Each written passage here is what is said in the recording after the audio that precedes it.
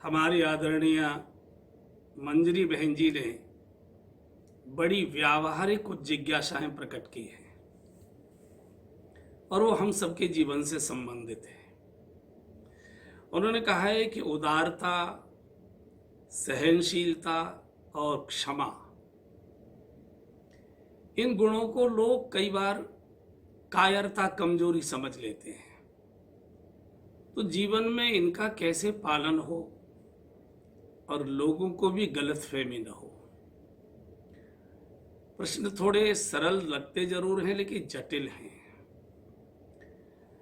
दया और उदारता, ये लगभग एक कक्षा के विद्यार्थी हैं, लेकिन दया के लिए पात्र होना आवश्यक है। दया तभी होगी या आपके मन में दया भाव तभी आएगा जब दया के योग्य कोई पात्र आपको दिखाई देगा। जैसे कोई भूखा बैठा है, आपको दया आ गई, आपने भोजन करा दिया। कोई ठंड से ठिठुर रहा है, आपको दया आ गई, आपने कंबल रजाई उसको ओढ़ा दी। कोई दर्द से करा रहा है, आपको दया आ गई, आपने उसको औषधि दिला दी, हॉस्पिटल में भर्ती करा दिया। तो दया के लिए पात्र चाहिए। आज देश और दुनिया में जो समाज सेवा की जाती है वो दया के कारण ही की जाती है। बाढ़ आई, बाढ़ पीड़ित लोग हुए, दया आई, आपने सहायता राशि बांटना शुरू किया। भूकंप आया, तूफान आए, सूखा पड़ी, कोई और प्राकृतिक प्रकोप हुआ, तो 10, 20, 50 लोगों ने मिलकर दया के नाते से, अरे बेचारे, तो दया के लिए बेचारा होना आवश्यक है। तो इसमें आनंद कम है, इसमें प्रदर्शन थोड़ा अधिक होता है। क्योंकि जो दयावान लोग हैं, बहुत अच्छी बात है कि वो सहायता करते हैं, ये कोई छोटा मोटा काम नहीं है, लेकिन फिर उनकी फिल्में भी बना लेते हैं, फिर उनकी फोटोग्राफी भी करा लेते हैं, फिर उनकी प्रदर्शनियां भी लगाते हैं। जगह जगह वो प्रदर्शनियों में आप उनको दिखाते हैं कि देखिए वहाँ बाढ़ आई, हमने ये किया है। असहाय अवस्था में लोग खड़े हैं, हाथ पसारे आपके सामने, और आप दाता बनकर उनको दे रहे हैं। तो ये अच्छा काम तो है, लेकिन कहीं न कहीं ये दया के पीछे चुभाने वाला भी काम है। क्योंकि जो आज दया की अवस्था में है, वो जब अपने को कभी उन फोटो में देखता है तो उसके ऊपर क्या बीतती होगी कि मैं यहाँ डबल रोटी का पैकेट लेने के लिए हाथ पसारे खड़ा हूँ। हे प्रभु, कभी इन पर ऐसे समय आए तो मैं फिर इनकी सहायता करूं।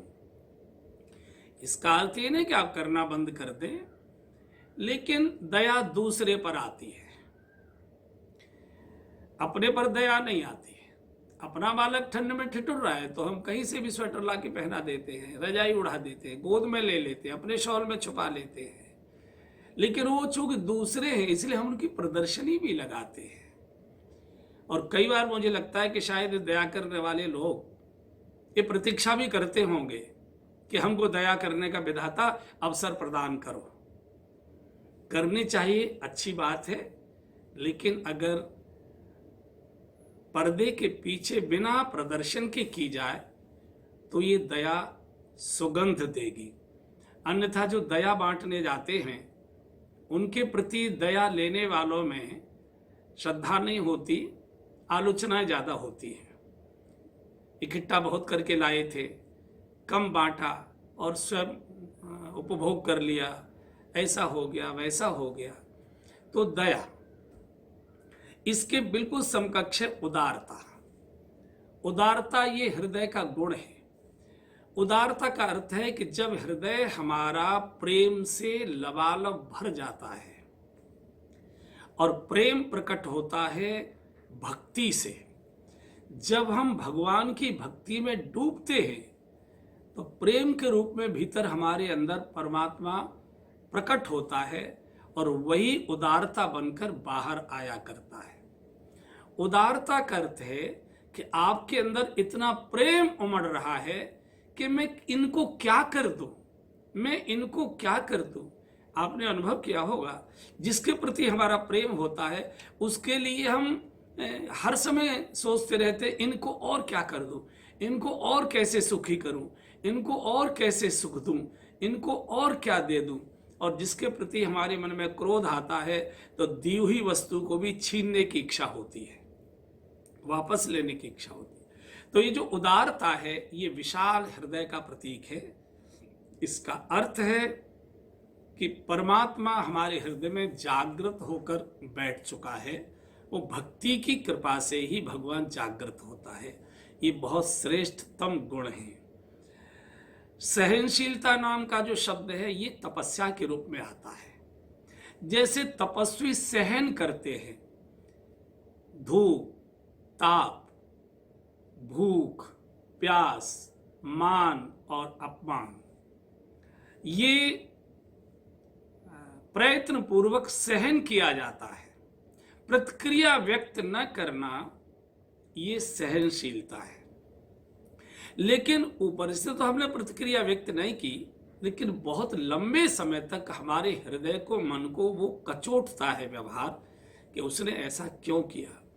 तो सहनशीलता ये तप है, ये कायरता नहीं है। गृहस्थ जीवन में, सामाजिक जीवन में इस सहनशीलता का शायद दुरुपयोग होता है। हमने तो सहन कर लिया लेकिन उसने हमको कायर समझा, कमजोर समझा।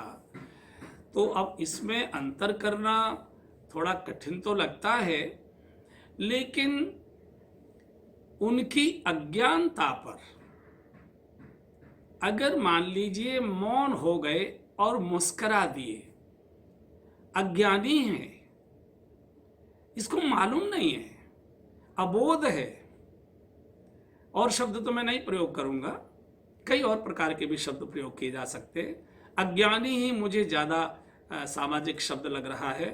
बेचारा अज्ञानी है, मालूम नहीं है, अज्ञानता के कारण से ऐसा बोल रहा है, अज्ञानता के कारण से ऐसा कर रहा है। तो वहाँ से हट जाना, मुस्कुरा के चले आना, मौन हो जाना, ये तप है। और इस तप को करने से हृदय बहुत विशाल होता है। जो जितना तप करता है परमात्मा उतना ही मन में जागृत होते जाता है। इसी के साथ क्षमा शब्द आता है। क्षमा हमेशा छोटे को किया जाता है। बड़े को अगर आप क्षमा कर रहे हैं इसका अर्थ आप कायर हैं, आप कमजोर हैं, आप डरपोक हैं। तो बड़े को तो उसके अपराध पर दंडित करना ही चाहिए, यही क्षमा है। क्योंकि उसको ये लगना चाहिए कि मेरा अपराध था, मुझे नहीं करना चाहिए था। तो अगर आप में दंडित करने की सामर्थ्य है, क्षमता है, तो बड़े ने अगर अपराध किया है तो उसको तो दंडित ही करना चाहिए। लेकिन जो अपने से छोटा है, आयु में छोटा है, योग्यता में छोटा है, स्तर में छोटा है, उसको कृपया क्षमा कर दीजिए। प्यार से समझा कर देखो, ऐसा नहीं करना चाहिए, शोभा नहीं देता, जाओ आगे मत करना। वो क्षमा कर दिया। तो छोटे को क्षमा किया जाता है, लेकिन बड़े को तो सिखाया जाता है। अब सिखाने के कई प्रकार के तरीके हो सकते हैं। आंखों से भी सिखाया जा सकता है, होठों से भी सिखाया जा सकता है, और हाथों से भी सिखाया जा सकता है। अच्छा ये है कि हाथों से सिखाने की स्थिति ना आए, होठों से भी बताने की स्थिति ना आए।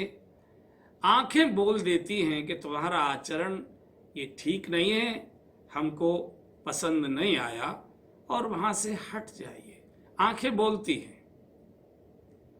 होठों को बोलने की तो तब आवश्यकता पड़ती है जब वो आंखों की भाषा नहीं समझ पाता, और जब आंखों की भी भाषा नहीं समझता, होठों की भी भाषा को नहीं मानता, तो अगर हाथ से समझाना पड़ता है। तो वो निहायत मूर्खों के साथ का व्यवहार होगा। तो इसमें ये अहंकार नहीं पालना चाहिए कि हम अगर मौन हो गए तो कायर माने जाएंगे। तो अगर मेरी इन बातों में से कुछ आपको मार्ग सूझता हो, और जो सूझता हो उसका पालन कर सकते हैं।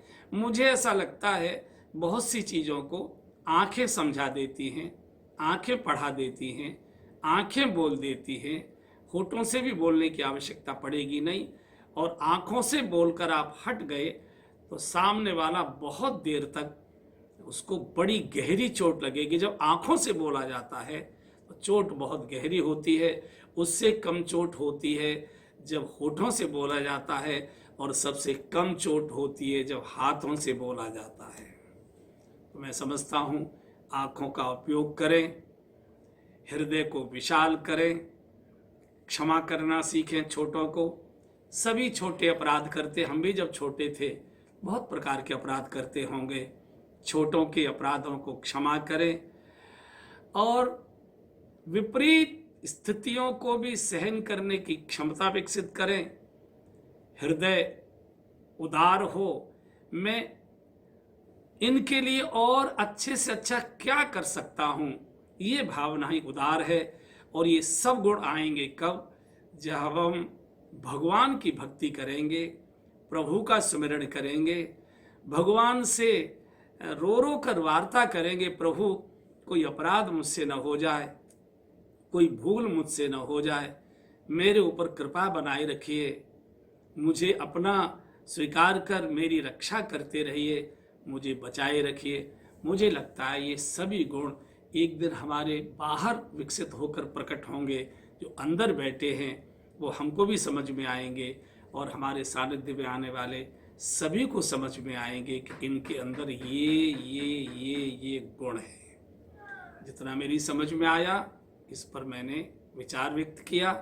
निर्णय आप करिए, आपके योग्य कोई बस बातें लगती हों उनको स्वीकार कर लीजिए, बाकी को छोड़ दीजिए। आदरणीय